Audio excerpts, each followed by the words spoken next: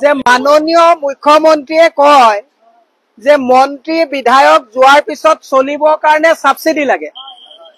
এতিয়া মই সুধিব বিচাৰিছো যে এইসকল ডেকা ডেকা যুৱক, এইসকল প্ৰতিবন্ধী যিসকল ইয়াত যুৱক আছে, এওঁলোকৰ ভৱিষ্যতৰ কাৰণে মুখ্যমন্ত্ৰীয়ে কি ব্যৱস্থা লৈছে, এইটো প্ৰশ্ন উত্তৰ মুখ্যমন্ত্ৰীয়ে দিব লাগে। মুখ্যমন্ত্ৰীয়ে যদি নিজৰ পত্নীয়ে 10 কোটি টকাৰ সাবসিডি লয়, ভৱিষ্যতে মুখ্যমন্ত্ৰী যোৱাৰ পিছত কেনেকে চলিব সেইটো কাৰণে। জয়ন্ত মল্লৰ পত্নীয়ে ৰাখিছে পইচা সাবসিডি, যে কেনেকে মন্ত্ৰী যোৱাৰ পিছত চলিব। সিদ্ধাৰ্থ ভট্টাচাৰ্যৰ পত্নীয়ে সাবসিডি লৈছে, যে কেনেকে মন্ত্ৰী যোৱাৰ পিছত চলিব। এতিয়া চৰকাৰৰ যদি চকুৰ লাজ আছে, তেলে এইসকল মানুহ মই কেমেৰাত দেখাই দিব বিচাৰিছো, এইসকল মানুহৰ ভৱিষ্যত কেনেকে চলিব।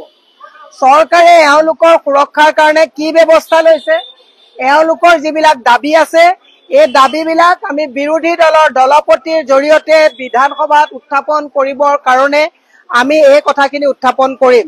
আমাৰ মাননীয় সভাপতি গৌৰৱ গগৈ ডাঙৰীয়া আজি বিশেষ কাৰণত দিল্লী যাবলগীয়া হৈছে। তেওঁ টেলিফোনযোগে তাৎক্ষণিকভাৱে মোক কৈছে যে তেওঁলোকৰ মনৰ বুজ লওক, তেওঁলোকে কি বিচাৰে তাৰ প্ৰতিলিপি লৈ আহক, বিধানসভাৰ আমাৰ বিৰোধী দলৰ দলপতিকো দিয়ক, আৰু আমি এওঁলোকৰ কাৰণে কি কি ব্যৱস্থা কৰিব লাগে আমাৰ পৰৱৰ্তী পৰ্যায়ত আমি লম। এতিয়া সেইকাৰণে আমি আজি ইয়াত উপস্থিত হৈ আপোনালোকৰ যিবিলাক দাবী, এই দাবীবিলাক সজোৰে চৰকাৰে অতি সোনকালে এই দাবীবিলাক আপোনালোকৰ যে পূৰণ কৰিবৰ কাৰণে আমি ইয়াত আহি উপস্থিত হৈছো।